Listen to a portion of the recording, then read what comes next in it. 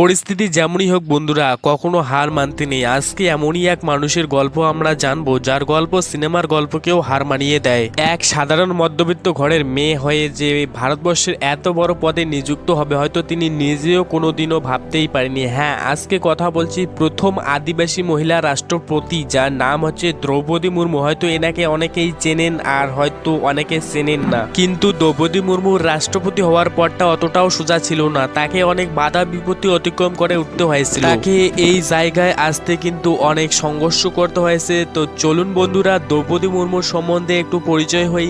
Shrimati Draupadi মুর্মুর 20 June 1958 সালে উড়িষ্যার ময়ূরগঞ্জ জেলায় জন্ম হয় এক সাধারণ মধ্যবিত্ত ঘরে। পিতা বিরাঞ্চি নারায়ণ টুডু ছিলেন পেশায় একজন কৃষক। দ্রৌপদী মুর্মু তার ছোটবেলা দরিদ্রতার মাঝে কাটিয়ে ওঠে এবং কঠোর পরিশ্রমের মাঝেও তার পড়াশোনা শেষ করে।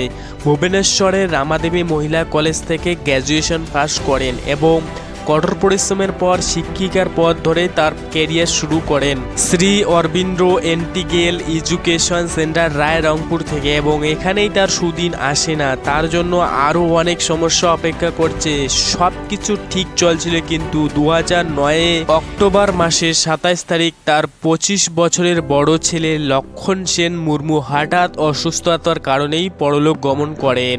এবং ঠিক 4 বছর পর 2013 সালে তার ছোট পুত্রকে হারান রোড অ্যাক্সিডেন্টে এবং 2 পুত্রকে হারিয়ে গভীর শোকে ভোগেন তিনি। কিন্তু এখানেই শেষ নয়, কিছুদিন পর তার স্বামীও মৃত্যুবরণ করেন এবং দ্রৌপদী মুর্মু ভিতরে ভিতরে একদম ভেঙে পড়ে। তার জীবনে এতগুলো দুর্ঘটনা এত কম সময়ের মধ্যেই ঘটে গেছিল এবং তিনি শেষে মেডিটেশনের সাহায্য নিতে শুরু করেন। রাজস্থানের মাউন্ট আবা ব্রহ্মকুমারী সংস্থা থেকে শুরু করেন এবং প্রতিনিয়ত মেডিটেশন শুরু করেন নিজের দুঃখ কষ্টগুলোকে কম করার জন্য এবং নিজেকে সামলে ওঠার জন্য, এবং সমাজের অনেক অনুষ্ঠানে যোগদান দিতে থাকে এবং নিজেকে শক্তিশালী করে তুলতে থাকে। দ্রৌপদী মুর্মুর থেকে এটাই আমরা শিখি যে পরিস্থিতি যেমনই হোক হার মানতে নেই। এবং দ্রৌপদী মুর্মু তার রাজনৈতিক জীবন শুরু করে বিজেপির হাত ধরে উড়িষ্যায় 1997 সালে এবং প্রথমবারেই জিতে যায় এবং তাকে অনুশোচিত জনজাতির মোর্চা পদে নিযুক্ত করে পার্টি। এবং 2002 থেকে 2004 পর্যন্ত তিনি উড়িষ্যার মিনিস্টার হয় এবং 2015 থেকে 2021 সাল পর্যন্ত ঝাড়খণ্ড রাজ্যের রাজ্যপাল হয়। অবশেষে 2022 সালেই তিনি ভারতবর্ষের প্রথম মহিলা আদিবাসী রাষ্ট্রপতি পদে নিযুক্ত হয়। এখন তার মেয়ে তিশি মুর্মুকে নিয়ে আছেন তিনি। তিশি মুর্মু একটি ব্যাংকের কর্মরত।